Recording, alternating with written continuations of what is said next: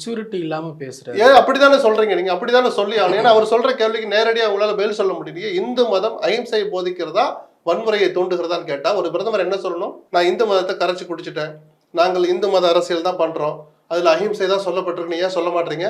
ஏன்னா சொன்னா நீங்க தேர்தல் அப்ப பண்ண காரியங்கள் நேர்மாறுன்னு தெரிஞ்சு போயிடும். இல்ல அஹிம்சை வலியுறுத்தல, அது வன்முறை தான் போதிக்குதுன்னா இந்து மதத்தை நீங்க சரியா புரிஞ்சுக்கலன்னு அர்த்தம். அப்படி கொண்டு போய் கார்னர் பண்ணனாலதான் பிரதமரால அப்ப என்ன பண்ணாரு, அவர் ஒரு டிஃபென்ஸ் எடுக்கிறதா நினைச்சு ஒரு 4ஆம் தர அரசியல்வாதி மாதிரி அவர் நடந்துக்கிட்டார். ராகுல் சொல்லாத ஒரு வார்த்தையை சொல்லி ஒட்டுமொத்த இந்துக்களும் வன்முறையாளர்கள் சொல்றாரு. அந்த இடத்துல ஒரு பதிலடி கொடுத்தார். மோடின்னா ஒட்டுமொத்த இந்துக்களுக்கு பிரதிநிதி அல்ல. நான் இது அவர் மட்டும் சொல்ல, பல காலமா நான் உட்பட பல பேர் அதான் சொல்றோம். இந்து மதத்துக்கும் பிஜேபிக்கு என்ன சம்பந்தம்?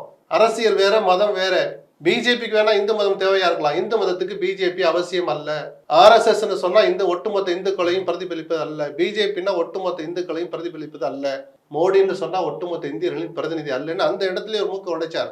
அரசியல் ரீதியா நான் சொல்றேன். சோ அப்படி எந்த வகையில பார்த்தாலும் அவர் அன்னைக்கு நடந்து கொண்ட விதம், தனக்கு கொடுக்கப்பட்ட அந்த பதவி இருக்கு இல்லையா, பிரதான எதிர்கட்சி தலைவர், கேபினட் அமைச்சருக்கு இணையான அந்த பதவி சரிவரை செய்தார்னு தான் பாக்குறேன். கடந்த காலங்கள்ல அவர் பேசினா ஒண்ணு அவரை தூக்கி வெளியே போட்டது, அவருடைய பேசுற போது பிரதமர் இல்லாமல் இருந்தது, யாரோ பேசுறாங்க யாருக்கோ பேசுற மாதிரி மத்திய அமைச்சர்கள் கண்டுகொள்ளாமல் இருந்த காட்சி எல்லாம் காணாமல் போய் இன்னைக்கு அவர் பேசுகிற ஒவ்வொரு வார்த்தையும் கவனிக்க வச்சதான் ஜனநாயகத்துக்கு கிடைச்ச வெற்றி.